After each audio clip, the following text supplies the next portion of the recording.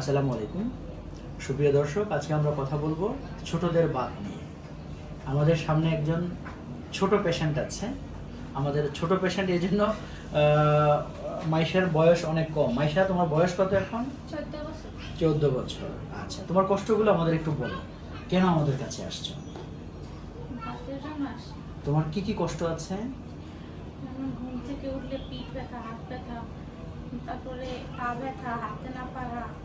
মানে এই গিঁটগুলোতে ব্যথা আছে, তাই না? তোমার পায়ের গোড়ালি, বাম গোড়ালি, ডান হাঁটু, কোমর এবং বাম কবজিতে ব্যথা আছে না? আচ্ছা, তুমি একটু হাতটাকে সামনে আনো, আমি একটু দেখাই। মানে অন্য গিঁটগুলো আমরা দেখাচ্ছি না, আমরা যদি এই গিঁটটাকে একটু তুলনা করি, আপনি ক্যামেরাটা যদি একটু জুম করেন, এই বাম এবং ডান রিস্ট জয়েন্ট যদি আমরা একটু কম্পেয়ার করি, আপনারা দেখতে পাচ্ছেন ওর এই গিঁটটা কিন্তু ফোলা।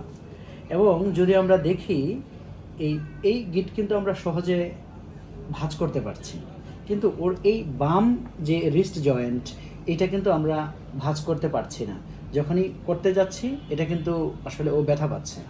এবং যদি এই সমস্যাটা দীর্ঘমেয়াদী সময় থাকে, এই রোগটা আমরা দমন করতে না পারি, তখন এই জয়েন্টের ভিতরে পার্মানেন্ট কিছু ড্যামেজ হবে এবং যার ফলশ্রুতিতে এই গিটটা বাঁকা হয়ে যাবে।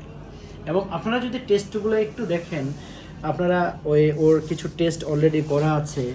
যেমন এখানে এই যে রিউমাটয়েড ফ্যাক্টর নামে একটা টেস্ট, এই টেস্টটা দেখতে পাচ্ছেন 15-র নিচে থাকার কথা, এটা কিন্তু 85, মানে প্রায় 6 গুণের মতো বেশি আছে।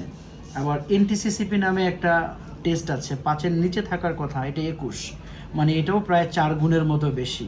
তার মানে ওর একটা বাতের টেস্ট পজিটিভ, যে রোগটাকে বলি আমরা রিউমাটয়েড আর্থ্রাইটিস।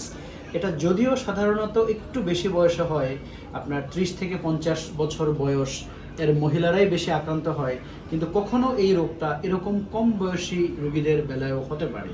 যদি আমরা সচেতন না হই, এই বিভিন্ন গিঁটগুলো বাঁকা হয়ে পরবর্তীতে স্থায়ী বিভিন্ন প্রতিবন্ধিতার জন্ম হতে পারে।